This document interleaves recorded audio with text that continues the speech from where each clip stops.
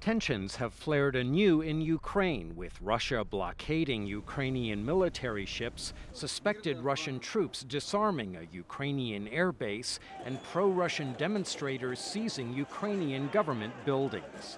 Wednesday, armed men in Crimea threatened a UN envoy at gunpoint, and protesters demonstrated against a delegation of the Organization for Security and Cooperation in Europe.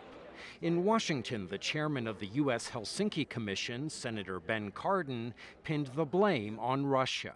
It is clearly aggression on the Russian part that is causing a problem not just in the Ukraine, but the entire region. So it's a matter of great interest to all of us.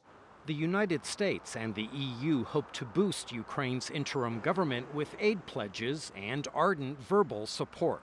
U.S. Defense Secretary Chuck Hagel testified before a Senate panel. This is a time for wise and steady and firm leadership. And it's a time for all of us to stand with the Ukrainian people in support of their territorial integrity and their sovereignty. And we are doing that. The U.S. ambassador to the UN, Samantha Power, tells VOA's Ukraine service that Russia needs to de-escalate and accept the monitors. Ultimately, the future of Ukraine is, needless to say, for the people of Ukraine to decide. It's not going to be dictated by outside forces. The challenge so far is that Russia is not itself really proving willing at a high level to engage the Ukrainian authorities directly or to accept the mediation that has been offered by a whole host of international actors.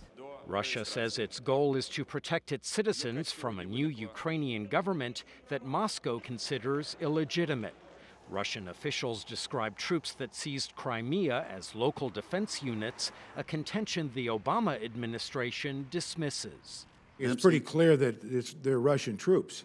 U.S. lawmakers overwhelmingly condemn Russia's incursion into Ukraine, but some fault the Obama administration, accusing the president of weakness and naivete that all but invited Russia's intervention. Senator John McCain.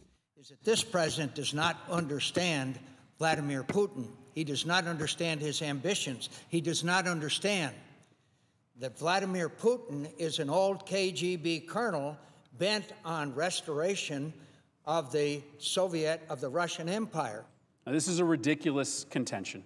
Senator Chris Murphy defends the Obama administration. Putin marched into Georgia in 2008 under a Republican president, who many of my Republican colleagues considered to be strong on foreign policy, and now he's doing it with a Democrat. While some in Congress hope sanctions against Russia will not be necessary, leaders from both political parties are pushing a resolution that calls for sanctioning Russian officials, banks, and other state agencies. The chairman of the House Foreign Affairs Committee says the aim is to pressure Russia to end what he calls its military aggression. Michael Bowman, VOA News, the Capitol.